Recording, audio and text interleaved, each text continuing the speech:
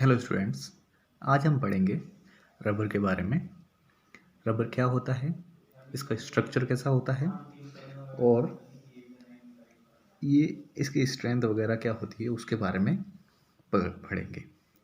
Rubber क्या होता है? रबर एक नेचुरल अकरिंग पॉलीमर होता है।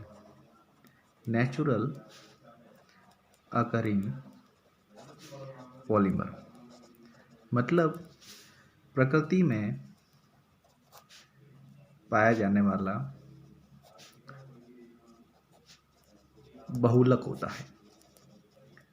अब यहाँ पर एक वर्ड आपको दिख रहा है, पॉलीमर बहुलक, जिसे कहते हैं हिंदी में बहुलक।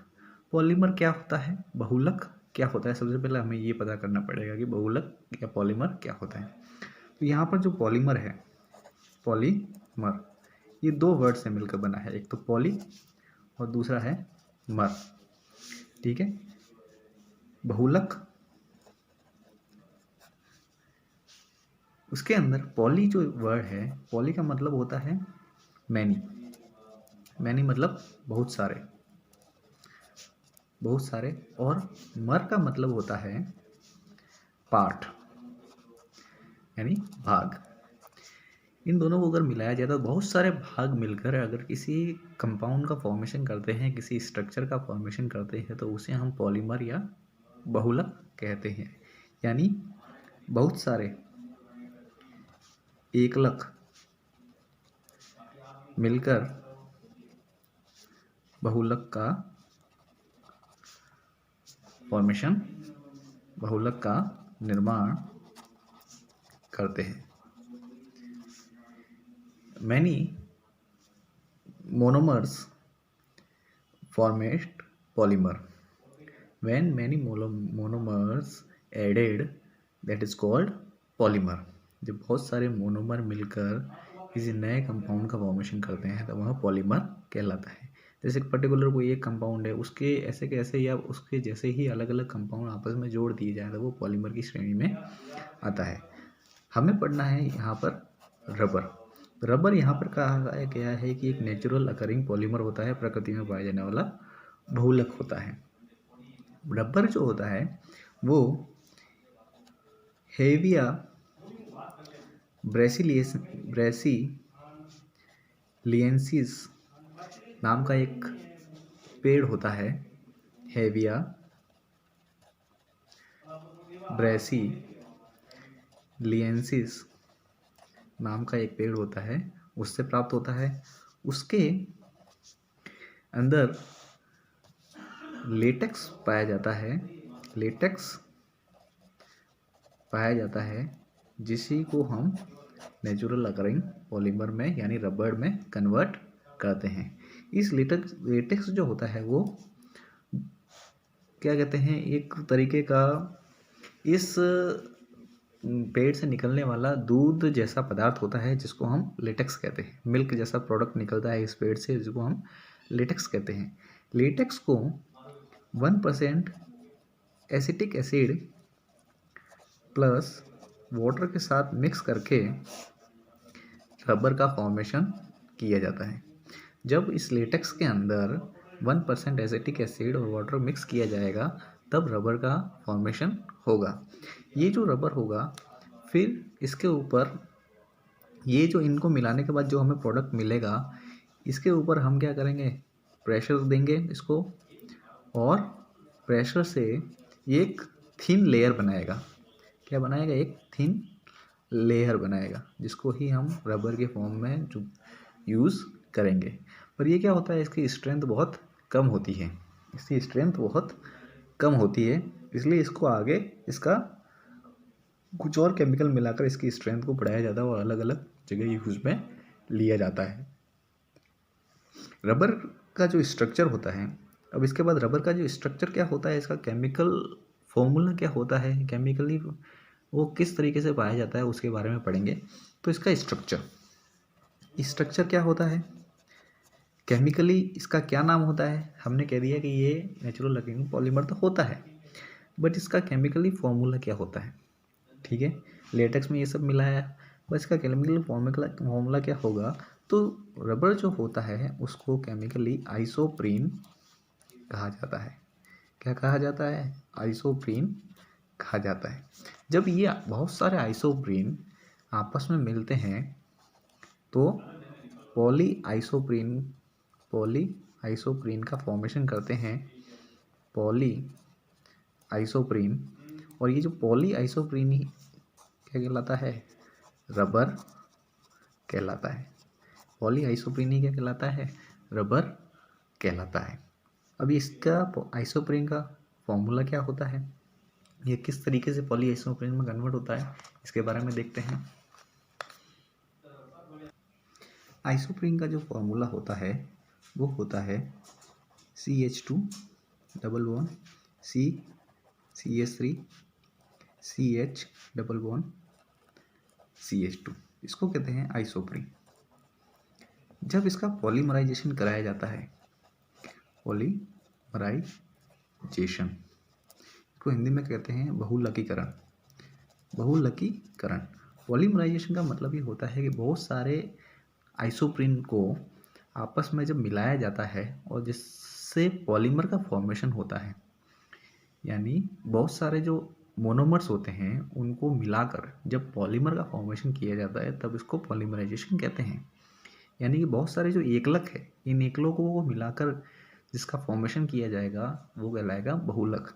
यानी ये जो आपको स्ट्रक्चर दिख रहा है CH2 double bond CH3 CH double bond CH2, ये बहुत सारे इसी के जैसे, ये तो एक है, इसके साथ अगर 4 5 10 15 20 जितने भी कंटेंट लेंगे उन सबको एक साथ मिला दिया जाए तो पॉलीमराइजेशन प्रोसेस कहलाएगी। इससे हमें पॉली आइसोप्रीन प्राप्त होगा। तो पॉली आइसोप्रीन का फॉर्मूला है, जब ये बहुत सारे ऐड होंगे तो CH2 CH3 double bond CH2, यहाँ पर ब्रैकेट के बाहर n लिखा हुआ है। n का मतलब होता है बहुत सारे, कोई भी नंबर हो सकता है, 1 2 3 4 5 6 7 8, कोई भी 10 15 20 कुछ भी हो सकता है। और इस तरह से फॉर्मेशन होगा पॉली आइसोप्रीन का, और यही क्या कहलाता है? रबर कहलाता है। ये इसका केमिकल फॉर्मूला है आइसोप्रीन का। रबर को क्या कहते हैं? आइसोप्रीन कहते हैं केमिकली। और क्या बनाता है ये? पॉलीमराइजेशन के थ्रू पॉली आइसोप्रीन का फॉर्मेशन करता है। अब ये जो पॉली आइसोप्रीन बना है, इसकी स्ट्रेंथ जो होती है वो बहुत कम होती है। मतलब ये ज़्यादा टिक नहीं पाता है, यानी ज़्यादा समय के लिए नहीं काम में लिया जा सकता है। काम में लेने पर इसमें बहुत सारी परेशानियाँ आती है, तो इसके लिए इसका वल्केनाइजेशन किया जाता है। क्या किया जाता है? वल्केनाइजेशन किया जाता है। तो नेक्स्ट है अपना टॉपिक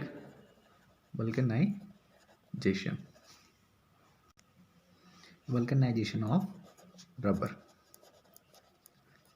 रबर का वल्कनीकरण। वल्केनाइजेशन ऑफ रबर की रिक्वायरमेंट क्यों हुई? क्योंकि जो अपने पास पॉली आइसोप्रीन है जो लेटेक्स से बनता है, उसकी जो स्ट्रेंथ होती है वो बहुत कम होती है, जो क्षमता होती है बहुत कम होती है, आसानी से टूट जाता है और बहुत कम जगह यूज़ में आता है। तो इसकी स्ट्रेंथ को बढ़ाने के लिए, इसके यूसेज को बढ़ाने के लिए रबर का वल्केनाइजेशन करते हैं। वल्केनाइजेशन एक सिंपल सा है। वल्केनाइजेशन के अंदर क्या किया जाता है कि इस आइसोप्रीन के अंदर सल्फर को ऐड किया जाता है। सल्फर को ऐड करने की प्रोसेस ही क्या कहलाती है? रबर के अंदर, नेचुरल रबर के अंदर सल्फर को मिलाने की प्रोसेस ही वल्केनाइजेशन ऑफ रबर कहलाता है। रबर का वल्कनीकरण क्या होता है? सल्फर को उसमें रबर में ऐड करने की प्रक्रिया ही वल्कनीकरण कहलाती है। सिंपल सा है।